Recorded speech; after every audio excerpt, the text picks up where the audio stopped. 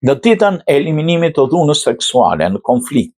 më 19 qershor, Kosova dhe mbijetuarit e saj ishin pranishëm për të ndarë zërat e tyre në Kombet e Bashkuar në një sesion të veçantë të titulluar të dëgjojmë zërat e tyre dhe të luftojmë për të drejtat e tyre, organizuar nga ambasadore e Shqipërisë në Kombet e Bashkuara Suela Janina, bashkëdrejtuesja e Rally for Her Justice, Vera Mjeku dhe misionet e Ukrainës dhe Sudanit. Foqet në këtë panel ishin Pamila Paten, e dërguar speciale sekretarit të Kombeve të Bashkuara për dhunën seksuale në konflikt, Sergji Nizhivski, ndihmës i ministrit për Evropë dhe marrëdhënie euroatlantike të Ukrainës, Nusajba Idris, përfaqësuese e misionit Sudanit në Kombet e Bashkuara, zonja Vasfia Krasniqi Gutman, e deleguar nga presidenti i Kosovës Vjosa Osmani për dhunën në konflikt, Angela Maria Escobar, e mbijetuar nga Kolumbia, Tatiana Mukanir, e mbijetuar nga Republika Demokratike e Kongos, doktoresh Violeta Rebeka, zëvendës presidente e Qendrës Polake për Viktimat e Torturës, doktoresh Feride Rushiti, drejtoresh e Qendrës Kosovare për Rehabilitimin e të mbijetuarve dhe Vera Mjeku,